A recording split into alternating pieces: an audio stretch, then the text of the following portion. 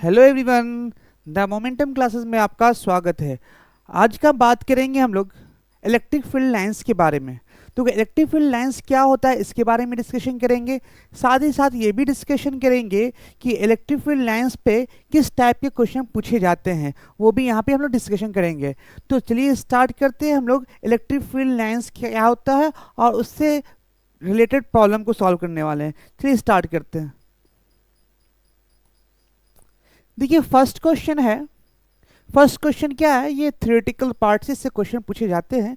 तो इसमें थ्योरी क्या है इसके बारे में बात कर लें। जैसे आप लोग देख रहे हैं कि ये जो लाइंस है ना, ये पैरेलल लाइंस दिख रहा है, ये शो कर रहा है इलेक्ट्रिक फील्ड लाइंस के बारे में। और ये जो शो कर रहा है इलेक्ट्रिक फील्ड लाइंस, वो भी यूनिफॉर्म इलेक्ट्रिक फील्ड है। कैसा है? इलेक्ट्रिक फील्ड यूनिफॉर्म है। कैसे मालूम चला है कि इलेक्ट्रिक फील्ड यूनिफॉर्म है? क्योंकि जो लाइंस दिख रहे हैं ना, तो लाइंस के बीच का जो गैप है ना, दो लाइंस के बीच का जो गैप है वो क्या है? इक्वल गैप है। इसलिए ये जो लाइंस हैं इलेक्ट्रिक फील्ड लाइंस क्या है? यूनिफॉर्म इलेक्ट्रिक फील्ड लाइंस है। अब बात आती है इलेक्ट्रिक फील्ड लाइंस में हम चार्ज पार्टिकल को क्या करते हैं? रख सकते हैं। मतलब इनिशियली चार्ज पार्टिकल को क्या करते हैं कि रख सकते हैं या थ्रो कर सकते हैं। अगर चार्ज पार्टिकल को रखते हैं, है ना, तो क्या होगा ये देखेंगे। और साथ साथ अगर थ्रो करेंगे इलेक्ट्रिक फील्ड में चार्ज पार्टिकल को किसी एंगल थीटा पे, तो उसके बारे में यहाँ पे डिस्कशन करेंगे। सबसे पहली बात यहाँ पे देखते हैं कि क्या है। यहाँ पे बोला in the constant electric field lines are parallel and equally space. जो हम बता चुके हैं आपको कि जब भी हम इलेक्ट्रिक फील्ड लाइंस के बारे में बात करेंगे तो इलेक्ट्रिक फील्ड लाइंस क्या होंगे? पैरेलल और इक्वली स्पेस होगा। तभी इसको बोलेंगे कांस्टेंट इलेक्ट्रिक फील्ड बोलेंगे या यूनिफॉर्म इलेक्ट्रिक फील्ड बोलेंगे। नेक्स्ट ये constant electric field arrow of the field line show the direction of electric field. जो ये डायरेक्शन, ये एरो दिख रहा है ना, ये एरो ये दिखा रहा है कि इलेक्ट्रिक फील्ड लाइंस का डायरेक्शन किस डायरेक्शन में है। ये एरो यही दिखा रहा है कि इलेक्ट्रिक फील्ड लाइंस का डायरेक्शन किस डायरेक्शन में है। ठीक है। उसके बाद since electric field is constant the force of Q charge is. मतलब ये अगर चार्ज इसके ऊपर रखते हैं, इस इलेक्ट्रिक फील्ड लाइंस के ऊपर अगर चार्ज रखते हैं, इसके ऊपर एक फोर्स लगता है ना। उस फोर्स को हम कहते हैं force equal to Q into E. मतलब ये इस चार्ज पार्टिकल पर जो फोर्स लगने वाला है, वो फोर्स लगने वाला है force equal to Q into E. मतलब ये Q इंटू ई का इसके ऊपर फोर्स लगने वाला है। ये कब की बात हो रही है? जब यूनिफॉर्म इलेक्ट्रिक फील्ड में, है ना, चार्ज पार्टिकल को रिलीज करते हैं तो। ठीक है। अब यहाँ पे सिचुएशन दो तरह का क्रिएट हो सकता है कि चार्ज पार्टिकल में चार्ज पार्टिकल को इलेक्ट्रिक फील्ड में रिलीज कर दिया गया या थ्रो कर दिया जाएगा। दो सिचुएशन क्या क्या है। When constant force act on the particles it either the move straight line और ट्रेजेक्ट्री। मतलब ये दो तरह का मोशन करवा सकता है इलेक्ट्रिक फील्ड लाइंस। हो सकता है कि ट्रेजेक्ट्री मतलब क्या, कर्व पाथ में क्या करे, चार्ज पार्टिकल को मूव करे, या हम कह सकते हैं कि वो स्ट्रेट पाथ पे मूव करवा सकता है इस इलेक्ट्रिक फोर्स की वजह से। क्योंकि चार्ज पार्टिकल इलेक्ट्रिक फील्ड में रखा गया, चार्ज पार्टिकल क्या रखा गया? इलेक्ट्रिक फील्ड में रखा गया। इसकी वजह से इसके ऊपर जो फोर्स लगने वाला हो सकता है कि कांस्टेंट फोर्स लगे, तो उसकी वजह से क्या हो सकता है कि चार्ज पार्टिकल जो है स्ट्रेट लाइन में मूव कर सकता है या ट्रेजेक्ट्री पाथ को मूव कर सकता है। अगर हम बात करते हैं एक ए में पार्टिकल जस्ट रिलीज किया दिया है, तो क्या जब रिलीज किया गया है तो हो सकता है इसके ऊपर फोर्स इस डायरेक्शन में लगे या इस डायरेक्शन में। वो हमेशा स्ट्रेट लाइन ही फॉलो करेगा। अगर हम रिलीज करेंगे कोई चार्ज पार्टिकल को तो वो क्या होगा? हमेशा स्ट्रेट लाइन में ही फॉलो करेगा, चाहे इसका डायरेक्शन इस डायरेक्शन में होगा चाहे इस डायरेक्शन में। अगर पॉजिटिव चार्ज है ना, अगर पॉजिटिव चार्ज रखे हुए हैं तो पॉजिटिव चार्ज के ऊपर जो फोर्स लगता है, इलेक्ट्रिक फील्ड का फोर्स लगता है, वो हमेशा इलेक्ट्रिक फील्ड के डायरेक्शन में लगता है। इसलिए कह सकते हैं कि अगर पॉजिटिव चार्ज है तो इलेक्ट्रिक फोर्स का डायरेक्शन इधर होगा। अगर ये निगेटिव चार्ज होगा तो इलेक्ट्रिक फील्ड का डायरेक्शन, इलेक्ट्रिक फोर्स का डायरेक्शन क्या अपोजिट टू इलेक्ट्रिक फील्ड होगा। इतनी बात समझ में आ गई होगी। अब दूसरा क्या है, अगर इस पे क्या है कि सेकंड क्या बोल रहा है, ए particle is thrown in any random direction from certain height under the gravity. मतलब ये कि अगर अंडर द ग्रेविटी, मतलब अगर इस चार्ज पार्टिकल को किसी एंगल थीटा से थ्रो किया जा रहा है, किस एंगल से, थीटा से थ्रो किया जा रहा है, तो बड़ा ध्यान से समझिए, जब थीटा से थ्रो करेंगे तो ये इस तरह से यहाँ जाने के बाद अब क्या होगा, ये ऐसे मूव नीचे नहीं करेगा, वो क्या करेगा, ये सीधे आगे बढ़ेगा, क्योंकि जैसे यहाँ तक पहुँच गया इसके पास सिर्फ और सिर्फ एक्स डायरेक्शन में ही वेलोसिटी है, क्योंकि टॉप मोस्ट पॉइंट पे पहुंचने के बाद उसकी वाई वेलोसिटी क्या हो जाएगी, जीरो हो जाएगी। इसलिए इस चार्ज पार्टिकल के पास सिर्फ और सिर्फ टॉप मोस्ट पॉइंट पे जो इलेक्ट्रिक वेलोसिटी होगी वो एक्स डायरेक्शन में होगा। इसलिए टॉप मोस्ट पे जाने के बाद ये ट्रेजेक्ट्री जो है ना इलेक्ट्रिक फील्ड लाइंस को फॉलो करेगा। मतलब कि यहाँ से जाने के बाद इलेक्ट्रिक फील्ड लाइंस को ही फॉलो करेगा, पहले तो कर्व पास जाएगा लेकिन टॉप मोस्ट पहुंचने के बाद वो क्या होगा, वो कर्व पाथ से सीधे स्ट्रेट लाइन में मूव करेगा। इसका रीजन यही है कि जब टॉप मोस्ट पॉइंट पे पहुंचेगा ना, कोई भी फ्लाइंग, कोई भी प्रोजेक्टाइल अगर बॉडी है तो टॉप मोस्ट पॉइंट पे पहुंचने के बाद उसकी जो वाई वेलोसिटी होती है, वाई डायरेक्शन की वेलोसिटी होती है, वो जीरो हो जाती है, जिसकी वजह से ऐसा होता है। देखो देखिए क्या है, यहाँ पे थीटा है तो इसका एक कंपोनेंट क्या होगा, यू कॉस थीटा होगा, और एक कंपोनेंट क्या होगा इसका, यू साइन थीटा होगा। ठीक है, अब जैसे ये पहुंचा कहाँ, अगर ये टॉप मोस्ट पॉइंट पे पहुंच गया यहाँ पे, अगर यहाँ पे पहुंच गया तो इसके पास दो वेलोसिटी होनी चाहिए, एक क्या होना चाहिए, you cos theta, you cos theta, cos यहाँ पे 0 डिग्री होगा जबकि यहाँ पे यू कॉस 90 डिग्री हो जाएगा, तो कॉस यहाँ 90 डिग्री हो जाएगा, इसका मतलब कॉस 90 की वैल्यू क्या होगा, 0। इसलिए ये 0, वाई डायरेक्शन में कोई वेलोसिटी नहीं है, मतलब कि इसके पास सिर्फ एक्स डायरेक्शन में वेलोसिटी है। अगर एक्स डायरेक्शन में सिर्फ वेलोसिटी होने की वजह से ये ट्रेजेक्ट्री जो पाथ करेगा वो इलेक्ट्रिक फील्ड लाइंस को फॉलो करेगा। ठीक है, मतलब ये कहने का कि ये अगर चार्ज पार्टिकल को थ्रो करते हैं किसी रैंडम डायरेक्शन में तो वो ट्रेजेक्ट्री पाथ को फॉलो करेगा, उसके बाद इलेक्ट्रिक फील्ड लाइंस को फॉलो करेगा टॉप मोस्ट पॉइंट के जाने के बाद। चलिए आगे बढ़ते हैं, अब क्वेश्चन देखते हैं। अब देखो यहाँ पे एक क्वेश्चन दिया है कि ए particle of mass m and charge q is projected at angle theta. मतलब ये कि अगर थीटा पे प्रोजेक्ट किया गया है ना, इन the constant electric field E as shown, choose the correct path in which the charge particle will move। अब इसमें क्या है, सही पाथ को फॉलो करना है, कौन सा पाथ सही फॉलो करेगा इसको चूज करना है। देखो अगर एंगल थीटा है ना तो इसके पास, जैसे ये एंगल थीटा है तो इसके पास दो वेलोसिटी आएगी, एक तो वेलोसिटी ये आएगी, इसका एक कंपोनेंट मान लो u से गया हो तो इसका एक कंपोनेंट यू कॉस थीटा होगा, दूसरा कंपोनेंट क्या होगा इसका, यू साइन थीटा होगा, यू कॉस थीटा होगा, यू साइन थीटा होगा। अब जैसे जैसे यहाँ पे पहुंचने के बाद, अब मान लो कि यहाँ पे पहुंच नहीं, अब मान लो कि ऐसे पहुंचा, यहाँ पे भी पहुंचा, अब इन दोनों पॉइंट पे हम कंपैरिजन करते हैं। देखो यहाँ पे कंपैरिजन करने के बाद यहाँ पे जो वेलोसिटी की बात करें, इसके बाद सिर्फ और सिर्फ एक्स डायरेक्शन में वेलोसिटी होगी, बस u है ना, u एक्स डायरेक्शन में वेलोसिटी होगी और यहाँ पे वाई डायरेक्शन में कोई वेलोसिटी नहीं है। अगर वाई डायरेक्शन में कोई वेलोसिटी नहीं, ना इस डायरेक्शन में भी कोई वेलोसिटी नहीं है, तो ये पाथ को ऐसे फॉलो करना चाहिए, पाथ को ऐसे फॉलो करना चाहिए। जबकि ये पाथ कैसे फॉलो कर रहा है, ऐसे फॉलो कर रहा है, क्योंकि फोर्स इस डायरेक्शन में लग रहा है ना, क्यू ई का फोर्स, क्योंकि इलेक्ट्रिक फील्ड का डायरेक्शन इधर है तो क्यू ई का फोर्स इस डायरेक्शन में लगा है, इसलिए ये नीचे तो आने से रहा, ये तो गलत है, क्योंकि नीचे इसलिए नहीं आएगा क्योंकि उसके डाउनवर्ड डायरेक्शन में, मतलब माइनस वाई डायरेक्शन में कोई फोर्स नहीं लग रहा है, इसकी वजह से ऐसा जाएगा।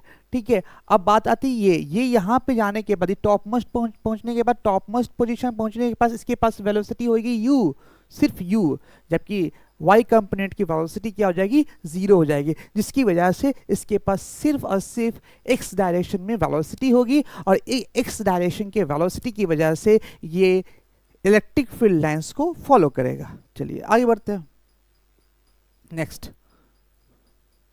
अब इसमें क्वेश्चन है, क्या क्वेश्चन है, पूछा गया ए particle of mass small m and charge small q is projected at angle theta. मतलब कि उसके कितना एंगल थीटा पे प्रोजेक्ट किया गया है, हाँ, इन the constant electric field E, जिसकी इलेक्ट्रिक फील्ड क्या है, कांस्टेंट है, जो कि E गिवन है।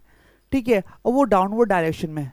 ठीक, एज्यूम नो ग्रेविटी, अब इसमें कोई ग्रेविटी नहीं एक्ट कर रहा है, तो ग्रेविटेशनल फोर्स हम जीरो मानेंगे। Find the range and the time period of the charge particle. अब बात करती है कि रेंज कितना होगा और चार्ज पार्टिकल का एंड टाइम पीरियड क्या होगा, ये कैलकुलेट करना है। देखो अगर इसको तो सॉल्व करना बड़ा आसान है, डायरेक्ट फॉर्मूला लगा सकते थे यहाँ पे कि रेंज इक्वल टू क्या होता है, U square sine 2 theta by G, sine 2 theta by जी, ये रेंज का फॉर्मूला हो गया। ठीक है, अब देखो यहाँ पे जी की जगह पे क्या है, देखो अगर चार्ज पार्टिकल है तो इसके ऊपर जो फोर्स लगने वाला है वो हमेशा नीचे की तरफ लगने वाला है। कहीं पे भी चार्ज पार्टिकल, मान लो कि ये बॉडी ऐसे है, ऐसे ऐसे जाके ऐसे जाएगा, ठीक है, तो अगर ऐसे जाएगा तो इसका रेंज यहाँ से यहाँ तक का रेंज होगा। तो रेंज का मतलब क्या है, ये रेंज होगा। अगर ये रेंज होगा तो बताना है आपको कि अगर ये रेंज होगा तो ये कितना रेंज होगा, ये कैलकुलेट करना है। तो यहाँ पे सबसे पहले इससे पहले अगर मान लो कि ये निकाल लेते हैं इसके पास एक्सेलरेशन कितना है, तो हम जानते हैं फोर्स इज इक्वल टू क्या होता है, क्यू इंटू ई होता है। अब force is equal to mass into acceleration, Q into E, इसलिए एक्सेलरेशन इज इक्वल टू क्या होगा, क्यू ई बाई एम। तो मतलब ये कहने का कि अब जो एक्सेलरेशन है ये इलेक्ट्रोस्टैटिक एक्सेलरेशन है जो चार्ज क्यू पे फोर्स लगने की वजह से लगा है। मतलब कि चार्ज क्यू पे जो फोर्स लगा उसकी वजह से जो एक्सेलरेशन आया है वो क्यू ई बाई एम है। क्या है, क्यू ई बाई एम है। वो किसकी वजह से, इलेक्ट्रोस्टैटिक फोर्स की वजह से। बट हम लोग ग्रेविटेशनल फोर्स की वजह से जी लिख रहे थे, तो रेंज में U square sine 2 theta by G लिख रहे थे। जी भी यहाँ पे क्या था, ग्रेविटेशनल एक्सेलरेशन था, जबकि यहाँ पे जी की जगह पे क्या लिखेंगे, ए लिखेंगे, जो कि क्यू ई बाई एम है। क्यू ई बाई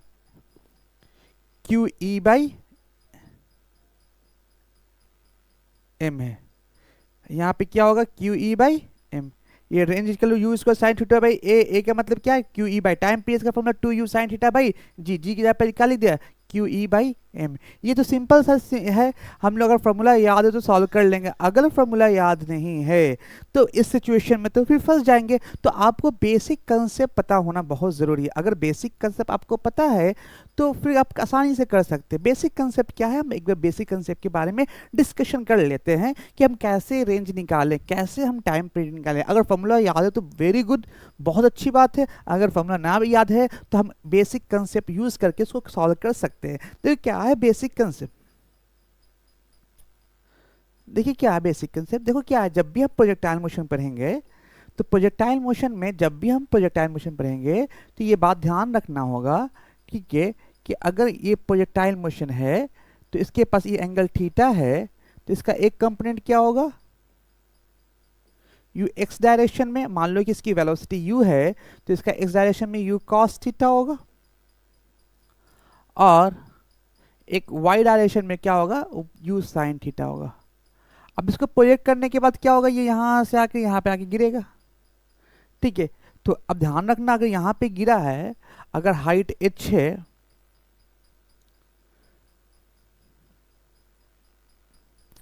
तो यहाँ पे h हाइट है, तो मान लो कि अगर देखा जाए तो यू एक्स डायरेक्शन में जो वेलोसिटी है यू कॉस थीटा है, और वाई डायरेक्शन में जो वेलोसिटी है यू साइन थीटा है ना। एक्सेलरेशन ऑफ एक्स डायरेक्शन में क्या है, एक्सेलरेशन ऑफ एक्स डायरेक्शन में कोई एक्सेलरेशन नहीं है, सिर्फ जीरो है। और एक्सेलरेशन ऑफ वाई डायरेक्शन में क्या है, एक्सेलरेशन ऑफ वाई डायरेक्शन में है माइनस जी। तो याद रखना, अगर अगर आप बात करते हैं, है ना, अगर आप बात करते हैं मैक्सिमम हाइट का, है ना, या टाइम पीरियड का या रेंज का, सबसे पहले आपको टाइम पीरियड निकालना पड़ेगा, ठीक है।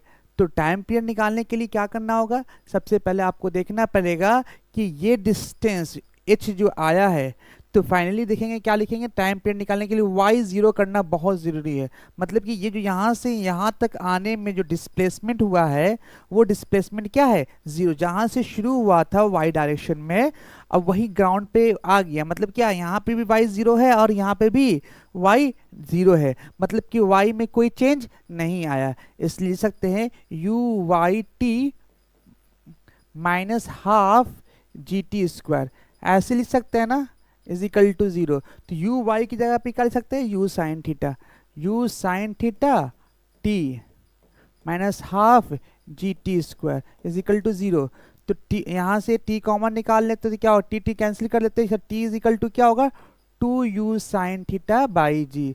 हमेशा याद रखना कि टाइम पीरियड कितना हो जाएगा, 2u साइन थीटा बाई जी। ये कब की बात हो रही है, जब यहाँ से बॉडी यहाँ तक आती है तो उसमें टाइम कितना लगता है ये कैलकुलेट कर सकते हैं आसानी से। जब टाइम निकल गया तो रेंज निकाल सकते हैं। रेंज का मतलब क्या है, यहाँ से यहाँ तक आने में है ना डिस्टेंस कितना ट्रेवल किया, मतलब क्या एक्स डायरेक्शन में कितना ट्रेवल किया ये निकालना चाहते हैं। तो एक्स डायरेक्शन में निकालने के लिए क्या होगा, x is equal to u x into t. तो यू एक्स के डायरेक्शन में क्या है, यू कॉस थीटा है, तो इसको लिखेंगे क्या, u cos theta into t. T की जगह पे क्या लिखेंगे, 2u sine theta by g. T की जगह पे लिखेंगे क्या, 2u साइन थीटा बाई जी। या एक्स बोलते हैं तो इसको लिख सकते हैं क्या, यू क्या होगा, u square, u square 2u square sine theta into क्या हो जाएगा,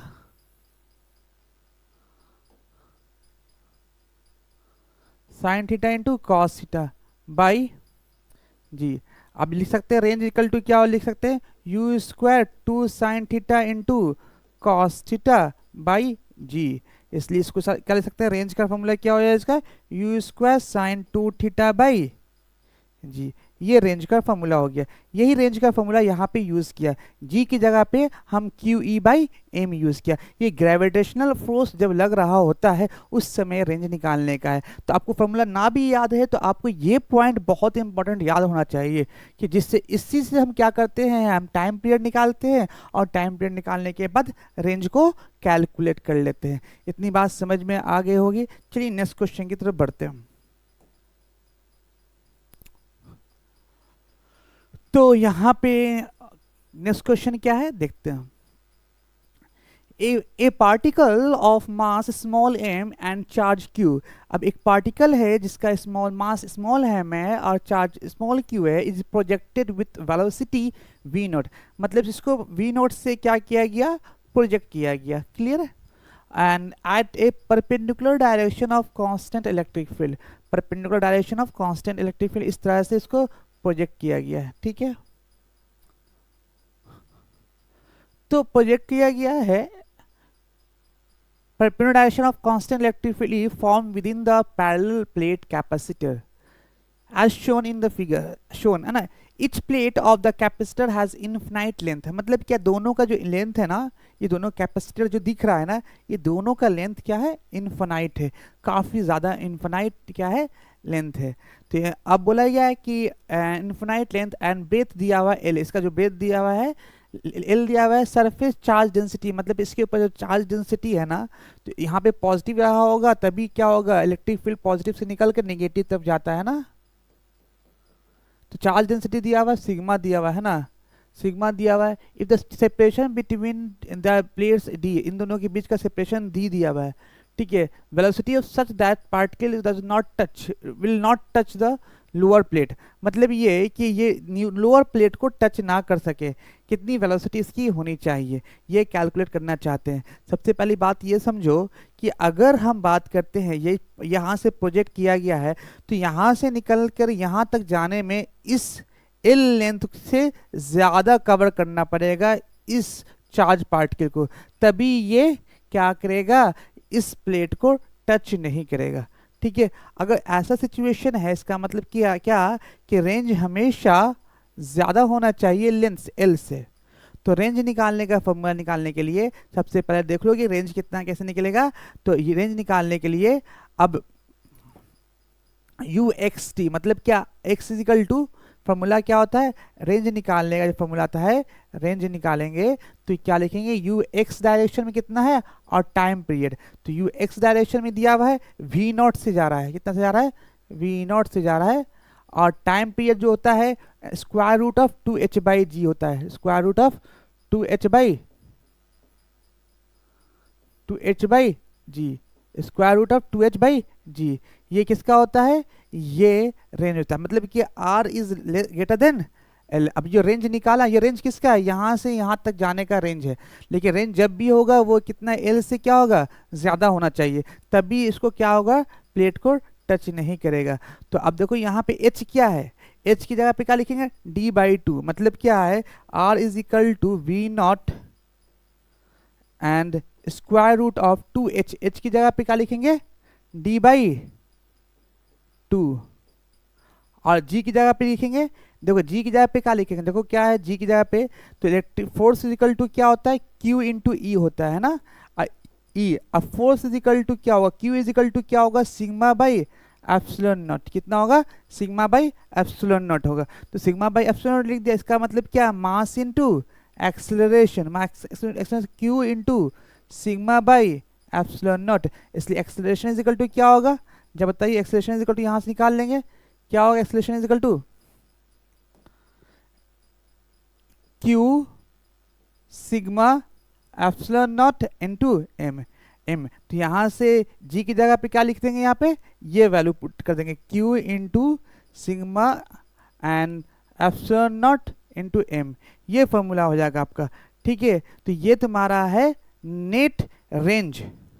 रेंज इज, इसको और थोड़ा सा सजा के लिख सकते हैं, d sigma not m upon and 2q and 2q into sigma and v not, इतना रेंज होगा। लेकिन रेंज कितना होना चाहिए, रेंज इतना से ज़्यादा, l से ज़्यादा ही होना चाहिए। तो इसका कंडीशन लगा देते हैं, तो इसका कंडीशन क्या है, r इज ग्रेटर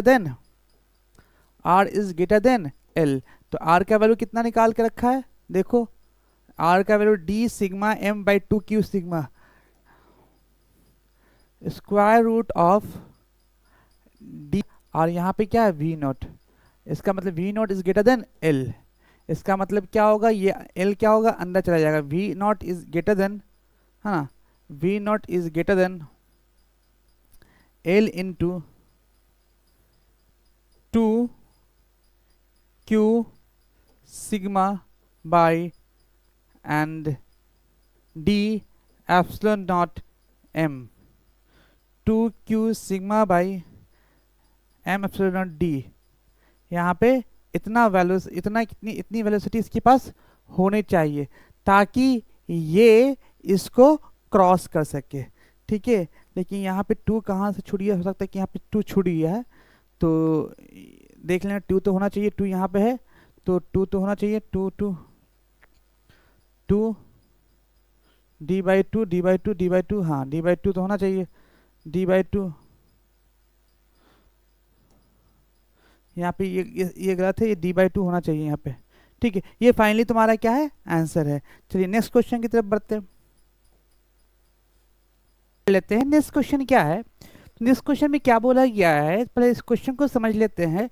तो क्वेश्चन ये बोला गया है कि अगर एक पेंडुलम है, तो पेंडुलम में, है ना, पेंडुलम के, है ना, डाउनवर्ड डायरेक्शन में, है ना, एक इलेक्ट्रिक फील्ड दिया हुआ है, पेंडुलम के डाउनवर्ड डायरेक्शन में इलेक्ट्रिक फील्ड दिया हुआ है, और इस पेंडुलम में चार्ज क्यों लगा है, तो इसके टाइम पीरियड में क्या डिफरेंस आएगा ये देखना है। तो जैसा हम लोग जानते हैं, टाइम पीरियड का जो फॉर्मूला होता है, टाइम पीरियड का फॉर्मूला जो होता है वो होता है time period is equal to 2π√L/g। ये याद रखना, ये फॉर्मूला था टाइम पीरियड। अब देखो क्या है, L और G, L इफेक्टिव या G इफेक्टिव इसको बोल सकते हैं, L इफेक्टिव या G इफेक्टिव। अब देखो यहाँ इफेक्टिव कैसे निकालते हैं, ये इंपॉर्टेंट है समझना। देखो इफेक्टिव मतलब ये कि लेंथ में कोई वेरिएशन कर रहा है नहीं, लेंथ तो L इफेक्टिव L ही रहेगा यहाँ पे, क्योंकि L में कोई चेंजिंग नहीं आ रहा है, इसलिए L लिखेंगे। L इफेक्टिव को क्या लिखेंगे, L। लेकिन G इफेक्टिव के बारे में बात कर लें, G इफेक्टिव कैसे चेंज होगा। G इफेक्टिव देखो क्या है कि इसके ऊपर जो फोर्स लगने वाला है, तो सिर्फ और सिर्फ ग्रेविटेशनल फोर्स डाउनवर्ड डायरेक्शन में नहीं लग रहा है, साथ में एक इलेक्ट्रिक फील्ड लाइंस की वजह से इलेक्ट्रिक फोर्स लग रहा है। जो फोर्स का मैग्नीट्यूड होता है, फोर्स का जो मैग्नीट्यूड होता है q E by m, force का मैग्नीट्यूड कितना हो, force equal to q into e, जबकि एक्सेलरेशन का जो मैग्नीट्यूड होता है वो क्यू ई बाई एम होता है। ये क्या है, ये क्यू ई बाई एम, मतलब कि इसके डाउनवर्ड डायरेक्शन में दो एक्सेलरेशन आ गया, एक इलेक्ट्रोस्टैटिक एक्सेलरेशन और ग्रेविटेशनल एक्सेलरेशन। मतलब ये टेंशन जो है दोनों एक्सेलरेशन को, मतलब कि ये टेंशन की वजह से फोर्स है ना, टेंशन का जो फोर्स है वो ग्रेविटेशनल फोर्स और इलेक्ट्रोस्टैटिक फोर्स दोनों को बैलेंस करेगा। इसलिए हम कह सकते हैं यहाँ पे जी इफेक्टिव जो होगा वो ग्रेविटेशनल फोर्स की वजह से जो एक्सेलरेशन जी आएगा डाउनवर्ड डायरेक्शन में, और इलेक्ट्रोस्टैटिक फोर्स की वजह से इलेक्ट्रोस्टैटिक एक्सेलरेशन आएगा वो डाउनवर्ड डायरेक्शन में। इसका मतलब ये, इसके ऊपर जो एक्सेलरेशन लगने वाला, दो एक्सेलरेशन, एक तो जी लगने वाला है डाउनवर्ड डायरेक्शन में, एक और एक्सेलरेशन लगने वाला है, उसको बोल सकते हैं q E by m, q E by m. मतलब जी इफेक्टिव यहाँ पे जो होने वाला है दो होने वाला है, एक तो जी होने वाला है अब प्लस दूसरा जो एक्सेलरेशन होने वाला है क्यू ई बाई एम, ये जी इफेक्टिव। अब इसी को क्या पुट कर दें यहाँ पे, तो टाइम पीरियड क्या हो जाएगा, चेंज होगा। तो टाइम पीरियड क्या हो, g effective g plus Q E by m, तो l is equal to l by 2 pi under root l by g effective की जगह g plus Q E by m हो गया। तो इसी तरह से हम पहले जी इफेक्टिव निकाल लेंगे और उसके बाद टाइम पीरियड में पुट कर देंगे। तो जी इफेक्टिव निकालने का एक तरीका तो समझ में आ गया, एक और तरीका है जी इफेक्टिव निकालने का, वो देख लेते हैं हम। देखो अब देखो क्या है, पहले तो क्या था कि दोनों फोर्स जो था वो क्या सेम डायरेक्शन में था।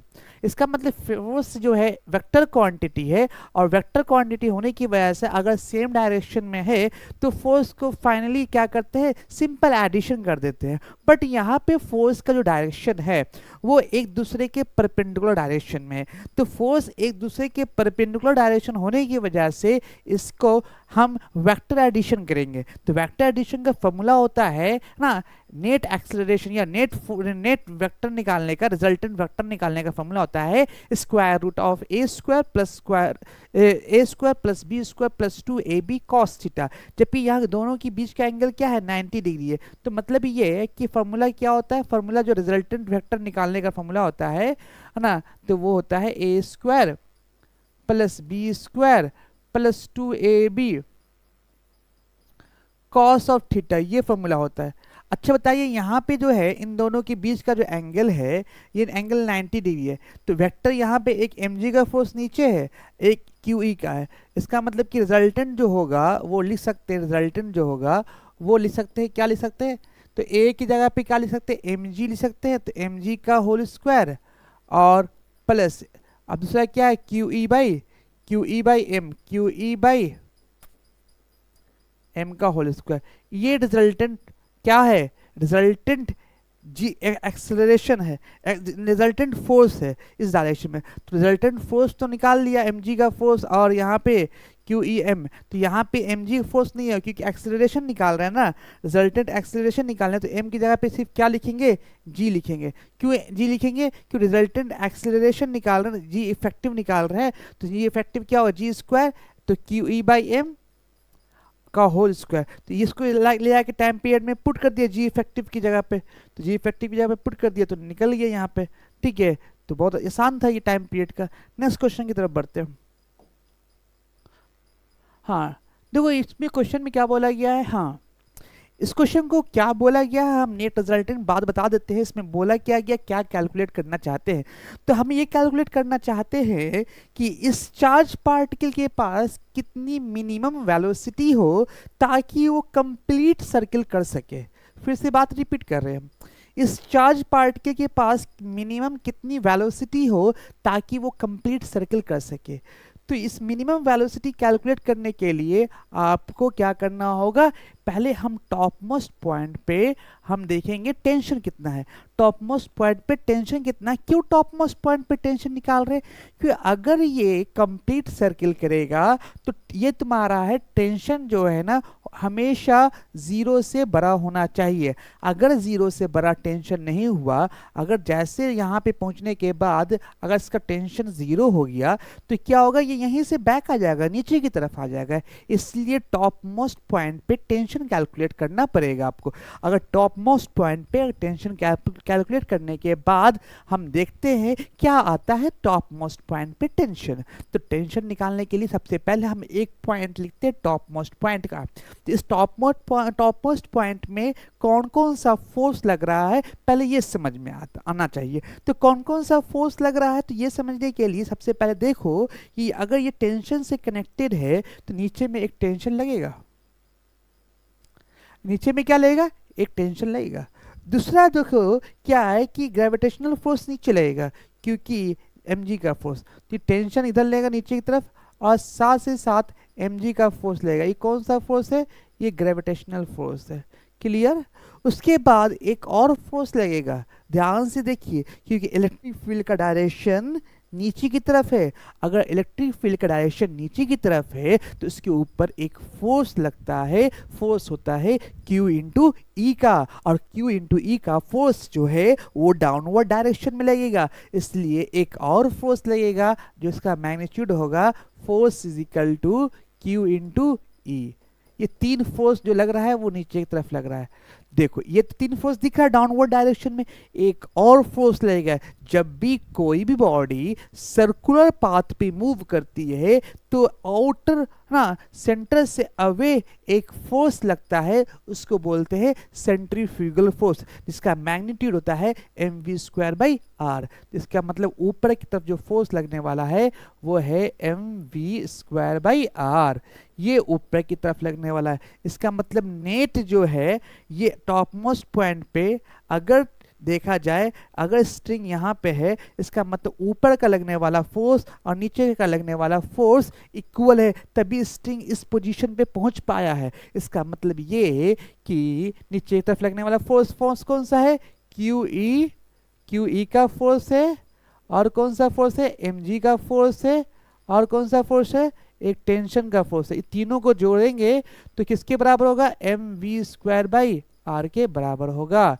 इतनी बात समझ में आ गई? अब यहां से क्या करेंगे? QE mg क्या होगा? इस तरफ चला जाएगा तो क्या होगा? mv²/r minus mg minus q, जो कि इक्वेशन 1 इज्यूम कर लिया, इक्वेशन 1 को इज्यूम कर लिया गया है। अब बात आती है कि अगर बॉडी यहाँ से यहाँ पहुँचा है, यहाँ से यहाँ पहुँचा है, तो हम फ्रॉम वर्क पावर एनर्जी से हम टॉप मोस्ट पॉइंट और बॉटम मोस्ट पॉइंट पे वर्क पावर एनर्जी का थ्योरम लगाते हैं। तो थ्योरम क्या बोलता है कि work done internal, work done external, work done conservative, work done non conservative, इस सब का सम जो होता है वो चेंज इन काइनेटिक एनर्जी होता है। अब देखो यहाँ पे जो फोर्स लगने वाला है ये तीन तरह का फोर्स लग रहा है। एक ग्रेविटेशनल फोर्स लग रहा है, एक टेंशन का फोर्स लग रहा है, और थर्ड जो लग रहा है वो फोर्स लग रहा है इलेक्ट्रोस्टैटिक फोर्स लग रहा है। इन तीनों फोर्स की वजह से वर्क डन होना चाहिए।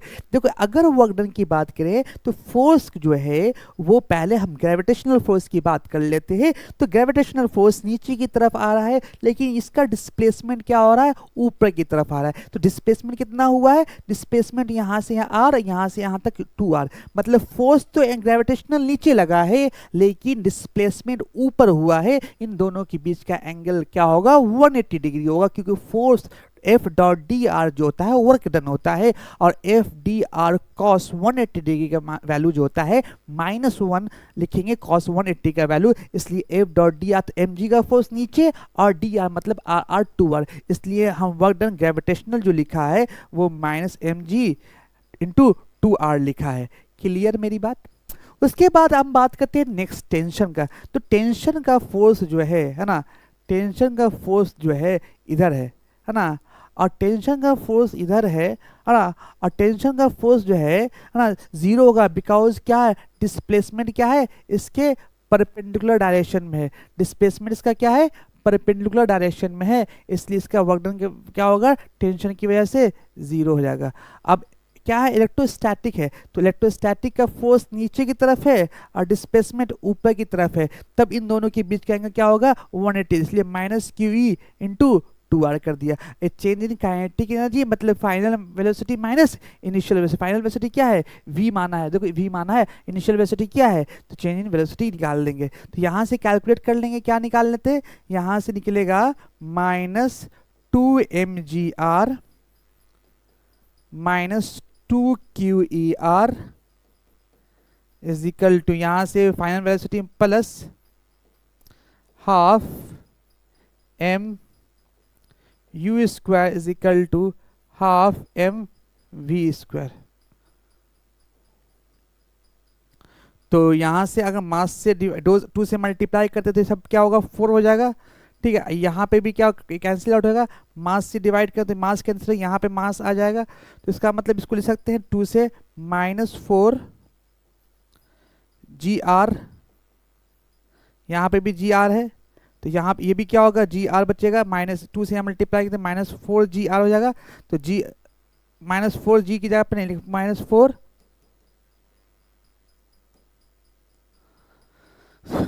हो जाएगा। यहाँ पे r है तो r कॉमन निकाल लेंगे यहाँ पे, तो यहाँ पे बचेगा क्या, -4 r कॉमन निकाल लेते हैं, तो -2 क्या कि 2 यहाँ ध्यान से देखिए,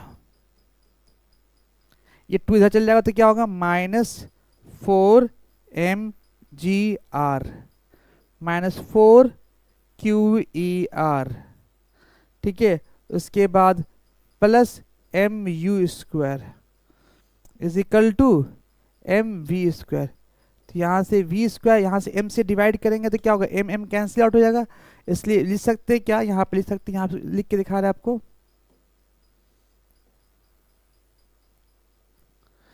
तो यहाँ पे जो वैल्यू होगा आगे जाके देखते हैं, तो v स्क्वायर होगा, वो होगा v square is equal to v square is equal to क्या, mu square minus and 4 r common निकाल लेते हैं, तो 4 और r कॉमन निकाल लेते हैं, यहाँ पे से 4 r यहाँ से कॉमन निकालें तो यहाँ बचेगा mg का फोर्स, mg ले बचेगा, और यहाँ पे जो बचेगा, यहाँ पे mg 4 r कॉमन लेके माइनस क्यू, मतलब यहाँ पे प्लस क्यू ई का इतना बचेगा। अब देखो यहाँ से mv मास से डिवाइड कर दो, v square is equal to क्या होगा, u square minus 4r g plus Q E by m. ये क्या है, फाइनल वेलोसिटी कहाँ पे, इस टॉप मोस्ट पॉइंट पे है। अब देखो यहाँ पे हम इक्वेशन 1 को क्या माना था, ये माना था ना, ये वाला इक्वेशन था, इक्वेशन ये था, ध्यान से देखिए, तो इक्वेशन ये था, देखिए इक्वेशन 1 किसको माना था, यहाँ पे इक्वेशन 1 माना था ये, इसको हम क्या करते हैं, यहाँ पे mv स्क्वायर का जो वैल्यू जो यहाँ से निकाला है, v स्क्वायर के वैल्यू u स्क्वायर इतना, इसको ले आके हम इसमें इक्वेशन 1 में पुट कर, put substitution the value of mv square equation 1, direct mv square का हम वैल्यू पुट कर देते हैं, तो डायरेक्ट mv स्क्वायर का वैल्यू पुट करने, देखिए क्या होगा, डायरेक्ट mv स्क्वायर का वैल्यू पुट करते हैं तो यहाँ पे क्या होगा इक्वेशन 1 में, तो tension is equal to mv square के जगह पे क्या लिखेंगे, mu स्क्वायर, हाँ minus sign 4r mg plus Q e divide by r, ये r माइनस mg और माइनस क्यू ई, ठीक है, माइनस क्यू ई, तो r से तो कैंसिल आउट हो जाएगा पूरा, ये r कैंसिल हो जाएगा, इसका मतलब क्या, t इज इक्वल टू क्या हो जाएगा, mu square by r minus mg plus Q e और minus q e minus mg। अब इसको कैलकुलेट करेंगे तो क्या होगा, टेंशन इज इक्वल टू क्या हो जाएगा, mu square by r minus mg minus 2 mg minus Q minus 2 Q E, ये अब देखो ये टेंशन कहाँ का निकला, ये टेंशन निकला इस टॉप मोस्ट पॉइंट का। अगर इतना जो वैल्यू है ना, इतना वैल्यू कहाँ पे, टेंशन यहाँ पे। अगर कंप्लीट सर्कल करना चाहता है तो कंप्लीट सर्कल करने के लिए क्या करना होगा, इस टेंशन को हमेशा 0 से बड़ा होना चाहिए। अगर ये टेंशन 0 से बड़ा है तो कंप्लीट सर्कल करेगा। तो देखो टेंशन 0 से बड़ा करके दिखाते हैं आपको।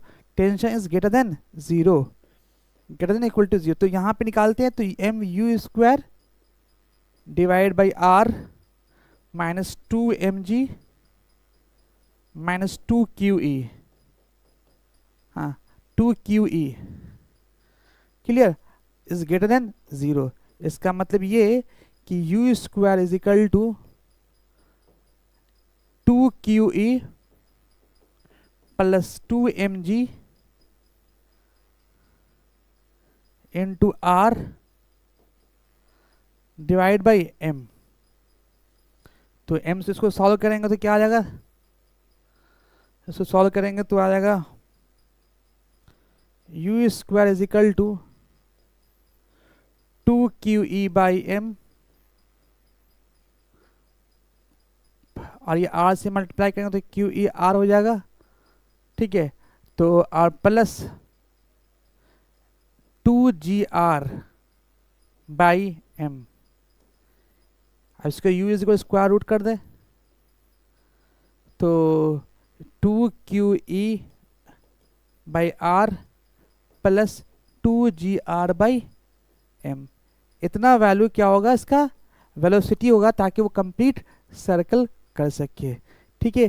तो ये तुम्हारा ऑल अबाउट हो गया कंप्लीट सर्कल होने की कंडीशन क्या है, इस वेलोसिटी क्या रखे ताकि ये कंप्लीट सर्कल कर सके। ये तुम्हारा क्वेश्चन था, इसको यहाँ पे हमने सॉल्व कर लिया, ठीक है। इसको जूम करके देख सकते हैं यहाँ पे ऐसे,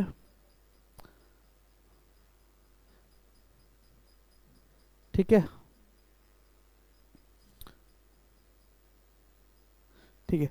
ये तुम्हारा कंप्लीट क्या होगा, ये कंडीशन है ताकि वो कंप्लीट सर्कल कर सके। इसके बाद हम और नेक्स्ट क्वेश्चन डिस्कशन करेंगे, वो नेक्स्ट क्लास में करेंगे। यही सेम चीज़ यहाँ पे है ना, तो यहाँ पे सेम चीज़ है, तो G Q E by M, G plus Q E by M, ठीक है।